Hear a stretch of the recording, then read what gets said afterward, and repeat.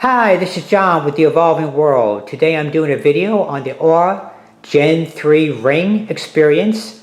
So I've had this thing for 34 months and I want to do a long-term review with you guys and share my feelings about it.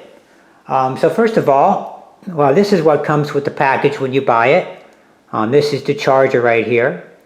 It's held up. I mean, it still works and everything. I have switched to another ring, but I'll talk in detail why that's happened. But I did keep this thing for 34 months, and that was probably for a good reason. I mean, I did like it generally, but I want to get into details of why I liked it and why I didn't like it. This is how it looks here at 34 months. I think it's held up pretty nicely. The finish still looks pretty good. It was a gloss black finish. It still has retained the finish for the most part. Some fine scratches on it, as to be expected. But otherwise, it's held up really nicely. It's made out of titanium, and it's never had any issues with breaking or anything. So anyway, let's go ahead and get into the details of what I liked and disliked about it during that nearly 3-year experience. Basically, I got it broken down by experience, how I felt when it was new, at the 34 month, and then the final verdict. So let's just start with cost right here. So bought this back in November 2022, put it in service right at the beginning of the month, December 2022. So with tax, it was $336. When you consider that you have that $6 a month fee over 33 months, 1 month was free, that was an additional $198. So the total cost of ownership here was $534. Next thing, we have battery life. They say up to 7 days. And I thought it might have something to do with the size. Now I got a size 9, which is kind of a mid small size. And so I noticed right out of the gate that it's getting about 6 days to charge out of it. Now, that was then. 34 months later, I could barely get 2 days out of it. I really have to fully charge it. Back then, I was charging it to 80% to kind of preserve the battery. But at the end, I was doing full charge because I have to get that 48 hours out of it. I really need to do full charge all the time. And so that's a 66% battery degradation. When it gets that bad, it's not going to be very long before it's over. So I got down an estimated lifespan of probably 3 to 3.5 years, I think is about it. It's going to be down to 1 day at that point, and I think it's going to be toast at that point because it's not going to be convenient. It's already relatively inconvenient to have to do it more frequently. So whether you love it or not, the battery is definitely going to wear out, and it's not replaceable, so you have to basically get a new product. So then it brings up next issue. So accuracy, it seemed accurate. I was very happy in the beginning. I mean, I was like, wow, this is great data. It's like cool stuff. However, as time progressed, especially this year, things just weren't making sense. Things that should be, I'm making changes, I'm doing things to improve myself, and I know that these things are working. I feel better, I wake up better, I'm like, man, I feel great. But then the ring doesn't think so. The ring thinks I slept awful, thinks I'm about to die, and it's like, well, I'm just like, no, I don't think so. And so I noticed the accuracy's been drifting off really bad this year, and so I would say that whatever is the problem, I don't know, maybe there's a hard reset that can be done. I tried resetting stuff, it didn't seem to make any difference, but as far as I could. So maybe a 24-month lifespan. One of the problems I always have is missing data when I'm doing restore time versus engage time. This is a major problem. There was just missing, like for no reason whatsoever. And so like I'd be trying to get more restore time, trying to reduce the stress. And I'd have these beautiful mornings where I'm like having all this wonderful restore time, and then there's a bunch of blank data, like 2 or 3 hours. It's supposed to check every 15 minutes, but it was blanking out for 1 or 2 hours at a time. Next thing, the Fitment kit. Let me go ahead and just show you what that is. So here's the Fitment kit that's provided by the manufacturer. You definitely want to get this. You don't want to just guess on it. And what you want to do is when you do receive it, you want to put it on your non-dominant hand. So that's, if you're right-handed, that would be your left hand. And then you want to use your index finger right here. You can use your middle finger and your wedding ring finger, but generally you would have other rings there potentially. And I find that it's just a bit where they recommend the index finger. That's the first choice. So So this is what you want to do. You want to put it on. You want to wear it for 24 hours. See, this is actually too loose right here, right now. So you want to pick the one that really does fit nice and snug, and you do want to wear it for 24 hours just to ensure that you get an accurate fit throughout the day. Right after exercise, it could be so tight that I really can't get it off without using soap and water, or you just have to kind of wait a little bit and then you can get it off. But it's probably better to be a little bit tight than not tight enough. Initially wearing this on my left index finger, a size 9, it fit really good, fit nice and snug. I felt like if I got an 8, it would probably not be able to get it off. So I went with the 9. And over time, this year in particular, now maybe that's contributed to some of the inaccuracy, but I had to switch it to the right index finger because I was getting so much missing data, so much accuracy issues, because it was so loose that I felt like, okay, I'm going to switch it to the right index finger. Now, when you do that, that's my dominant hand, so that automatically throws a lot of stuff off because now it thinks you're moving more than you actually are because the right hand is more active than the left hand. So there's issues with that. Although it was a tighter fit, it did seem to fill in the gap a little bit on the missing data, but then the accuracy went off even more because of all that extra movement. So that kind of didn't really help a whole lot. If you are going to be planning on losing weight during the ownership of the ring or the wearing of the ring, it's definitely a good idea to get a tighter fit initially, because even if you lose just a few pounds of fat, you store fat everywhere throughout your body, and the last place you're going to lose fat is going to be on your belly. So if you're trying to lose the belly fat, you're going to lose it everywhere else first, and then you'll lose it on your belly. It's like the last place you're going to lose it. So that's what I found in my personal case, is that losing fat will actually change the ring side, at least apparently, because I'm pretty damn sure that it was tight when I put it on there, and it only fit on my right finger later on. So that's another thing about Fitbit. Also, another thing about Fitbit, while weightlifting, I weightlift now more than I have in the past, and it does tend to crush your finger sometimes when you're heavy lifting. If you're just certain exercises, if the bar is pushing against your finger, it can kind of crush your finger a little bit. So that's something to be aware of. And when you're out there in the yard, you're doing some yard work, you're getting some cardio going on in some cases, and yet it doesn't register because there's no information again. And that doesn't matter whether it's snug or not, it just simply gets twisted around and throws things out. So that was another problem that I found. Another issue I found was auto-detecting workouts. Now it does it, but it doesn't always do it very well. When you do manually correct a lot of this stuff, as is definitely necessary, it bends the reality a bit. So what I mean by that is that, like for example, if you did some extreme hiking the day before and you said it was hiking, you had to list it as hiking, and then you do something that's maybe more of a mild hike, and you type in that same hiking, it remembers the extreme hiking. So what happens is it basically loads the information for a more strenuous workout than it actually took place. So it actually bends the information. When you look at the information, it actually shows you that it was actually more extreme than it actually was. And that was really aggravating. That happens, like it gets worse and worse as time goes on. It bases it on previous data, and because there's only so many types that you can type in, you can't really, you have to round it off. You have to pick one of the options, and so you have to pick the one that's closest resembling the option. And so that was another issue. Another thing that I really like about it that my new ring does not have actually is the VO2 max test. I thought that was really accurate. This was not available in the beginning. It became available later on. I really like how that worked. And then the next thing, the resilience scores. This was something that came later on. That has to do with stress management, basically. Your ability to deal with stress. It was not available initially. That only came online maybe like a year ago.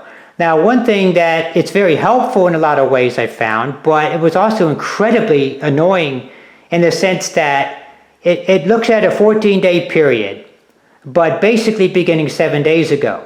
So what would happen is that it's looking at something that started 21 days ago. So you might be sitting here making all these different changes in your life. Like you might be like, maybe you're under more stress, you're doing I know when I was doing traveling for example, that my resilience would just go straight down to zero. It was crazy over a period, if given a long enough period of time. But in my normal routine, it's actually pretty high up there. But I mean, that's how much it varies. But the thing is that you come home from your long, exhausting trip, you go back to normal, and then probably for the first 7 days, you don't see anything. It still says you're at the bottom, everything's horrible, you're about to die.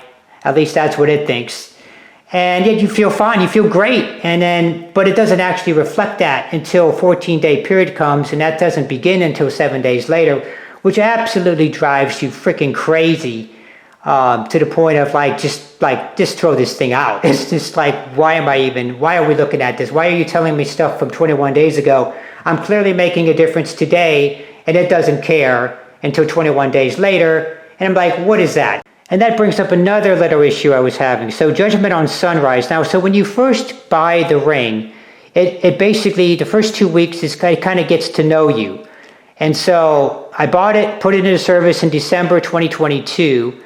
So I was waking up around 7 a.m., right? So what it wants to know is what time you wake up and, what's your habits, So then it bases everything off of that and says, okay, so now you need to go to bed at a certain time to make sure you get enough sleep and such. And that's all well and good when it's new. But the thing is, in the summertime, I get up at 5 a.m. every day, because I get up whenever the sun rises. I don't care what time it is. I just get up when the sunrise comes up. So I vary throughout the year. The latest I get up is like in December, the middle of winter. That's when I get up like at 7 or 7:30 or something. And so it reads that information and then it judges you that that's your habit, and then it never forgets. And there's absolutely no way to edit that. So despite it basically judges you and says, okay, this is who you are. And it tells you endlessly every day, okay, you're not going to bed at the right time. You're not waking up at the right time. And I'm like, no, I am getting up at the right time, you piece of junk. You don't understand that. And there's no way to edit it. So that was one of those little things. It says it doesn't make that much of a difference, but it tells you every day. So it's just freaking annoying. That brings us to some other issues too, just REM sleep and deep sleep in general. Now, if you get enough REM sleep, which is about 90 minutes a night, and if you get your deep sleep, which is about 60 minutes a night, those are just rough baseline numbers. If you're getting significantly more than those night after night after night, then you're doing pretty good.